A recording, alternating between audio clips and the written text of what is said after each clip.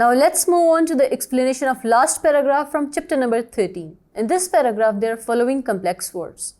The first complex word is loud mouth, जिसका उर्दू में मतलब है मुंह फट. In English, it means a person who says unpleasant or stupid things. The second complex word is conviction, जिसका उर्दू में मतलब है एतमाद.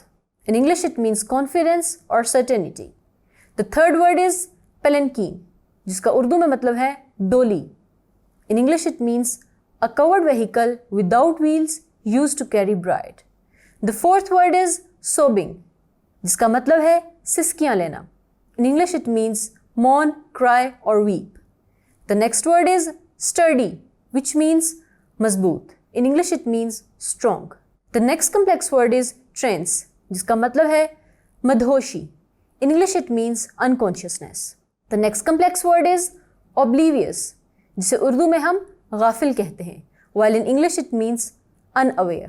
The next difficult word is hag, जिसे उर्दू में डाइन या फिर बदसूरत बुढ़िया कहते हैं. In English it means witch or an evil looking old woman. The third last word is benevolence, जिसका मतलब है एहसान या फिर kindness.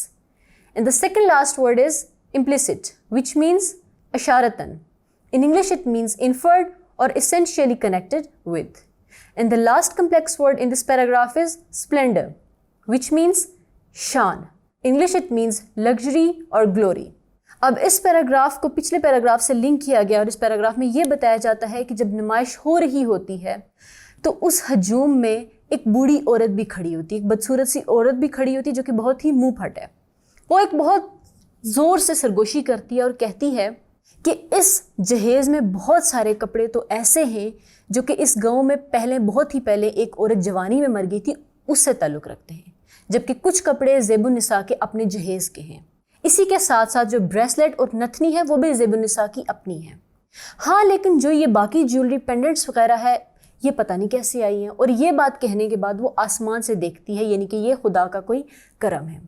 अब ये सारी बातें जब हो जाती हैं उसके बाद शादी ख़त्म होने वाली होती है और मेहरुन्निसा को डोली में बिठाया जाता है, जिसको रेशमी कपड़े से ढांपा गया है ताकि वो पूरे पर्दे में अपने ससुराल जा सके. अब उस डोली को उठाने के लिए गांव के 2 मजबूत मर्दों को बुलाया जाता है और जो डोली जब जा रही होती है तो साथ साथ मौलवी अबूल भी होता है. वो बहुत ही पीला नज़र आ रहा होता है और उसकी नाक काफ़ी लाल होती है और साफ पता चल रहा होता है कि वो रो है, वो बहुत ही दुखी है.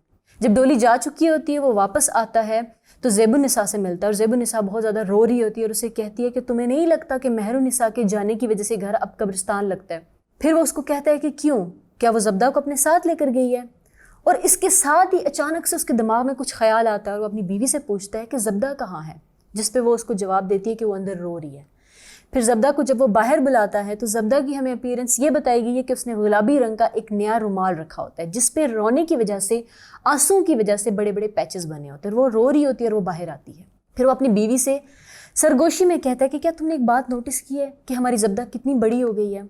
फिर इसी के बाद कुछ देर खामोशी होती है और उसके बाद मौलवी अबुल एक ऐसी बात कहता है जिससे साफ पता चलता है कि वो अपनी बीवी के बजाय ख़ुद को ज़्यादा हौसला दे रहा है. और वो कहता है कि हमें परेशान नहीं होना चाहिए, खुदा बहुत ही रहम दिल है, वो हमें यानी कि हम पे शफ़क़त करेगा, हमें मायूस नहीं होना चाहिए. और इसके बाद वो शमसुन को भी बुलाता है और इसी तरह तीसरी बेटी जो कि उम्दतुन्निसा है वो भी बाहर आ जाती है.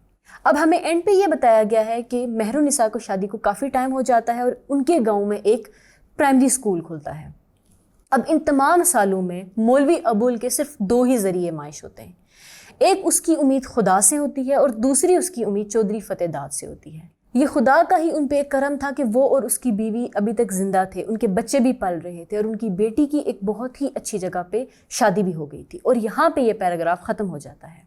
So we are done with the explanation of all the paragraphs from chapter number 13. I hope you have understood this explanation very well. We will discuss chapter number 14 in the next video inshallah.